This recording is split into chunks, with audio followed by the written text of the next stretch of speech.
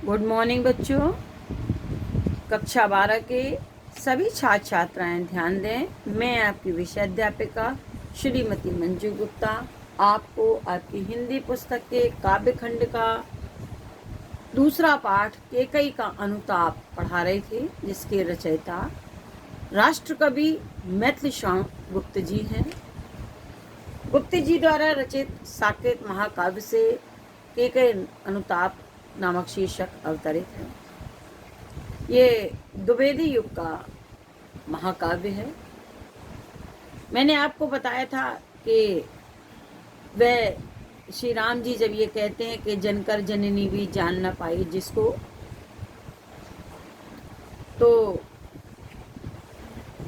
केकई ये कहती है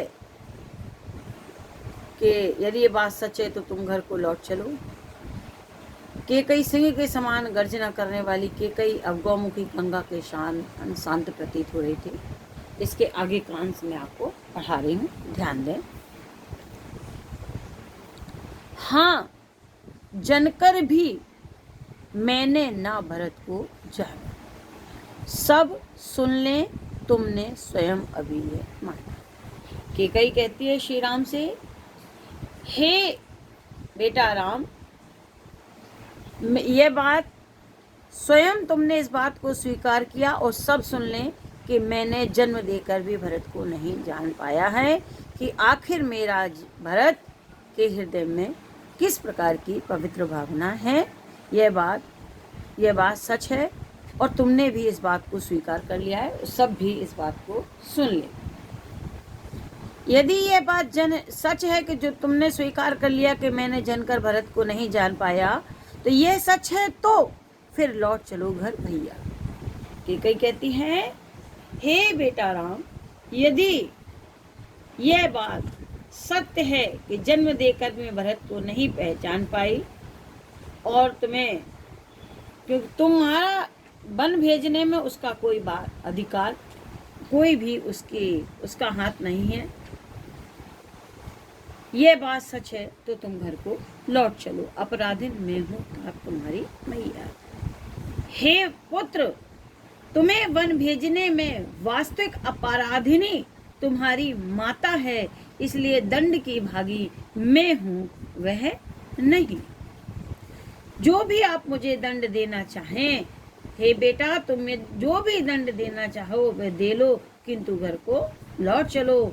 यदि ऐसा नहीं करोगे तो यह भरत के लिए दंड के स्वरूप होगा। दुर्बलता का चिन्ह विशेष शपथ है, पर अबला जन के लिए कौन सा पथ है।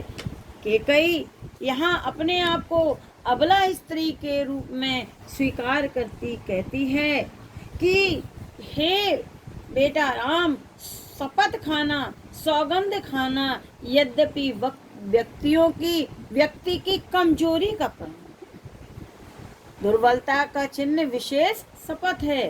सौगंध खाना यद्यपि व्यक्ति की कमजोरी का परिणाम है, फिर भी मुझ अबला के लिए सौगंध खाकर अपनी बात को प्रमाणित करने का कोई उपाय भी नहीं है।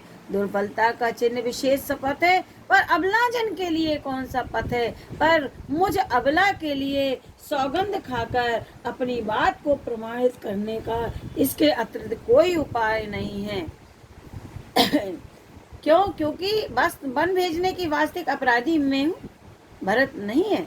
इसलिए मुझे जो दंड देना चाहो वह दो। यदि तुम लौट के नहीं गए तो इसका वास्तविक दंड भरत को मिल जाएगा। सौगंध क्या खाती हैं?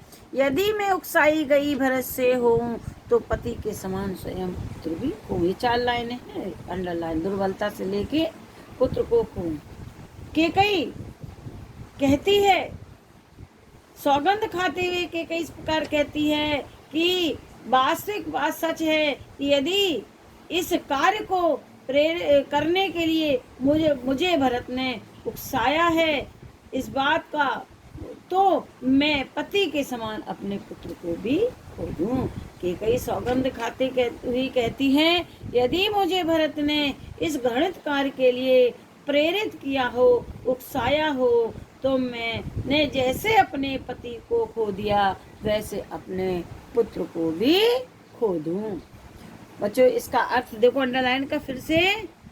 केकई कहती है सौगंध खाना कमजोरी की निशानी है, दुर्बलता का चिन्ह है, पर मुझ अबला स्त्री के लिए सौगंध खाने के अतिरिक्त अपनी बात को सिद्ध करने के लिए, कौन सी बात सिद्ध करना है कि वन नुकसान को भेजने के लिए वास्तव में मैं दोषी हूँ, भरत दोषी नहीं है। तो मुझ अबला स्त्री के लिए, अब अबला यहाँ पर क्यों कहा गया? क्योंकि अबला कब होती है स्त्री? जब उसका कोई सहारा नहीं होता। महाराज दशरथ की मृत्यु हो गई थी और भरत ने मातृपद से परित्याग कर दिया था, इसलिए केकई कहती है इस अबला स्त्री के लिए सौगंध के अतिरिक्त कोई रास्ता भी नहीं है। सौगंध खाती हुई केकई कहती है यदि मुझे भरत ने इस घृणित कार्य को वन भेजने के कार्य के लिए यदि प्रेरित किया हो, उकसाया हो, तो जैसे मैंने अपने पति को खो दिया वैसे स्वयं अपने पुत्र को भी खो दूं। बच्चों आज यहीं तक पढ़ा रही हूँ। कुछ क्वेश्चन हैं जिसे आप देखें, वो इस प्रकार।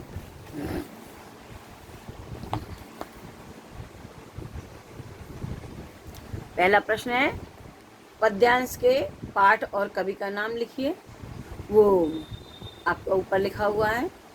दूसरा प्रश्न है रेखांकित अंश की व्याख्या, मैंने दो बार समझा दिया है। तीसरा प्रश्न है केकई राम जी से अपने विषय में क्या कहा, क्या कहती है? केकई राम जी से अपने विषय में क्या कहती है? उत्तर लिखेंगे कि केकई राम जी से अपने विषय में ये कहती है कि यदि मुझे भरत ने कि वास्तव में मैं तुम्हारी अपराधिनी हूँ, भरत तुम्हारा अपराधी नहीं है। दुर्बलता का चिन्ह विशेष शपथ है। अगला प्रश्न है इस पंक्ति में निहित भाव को स्पष्ट कीजिए। उत्तर लिखेंगे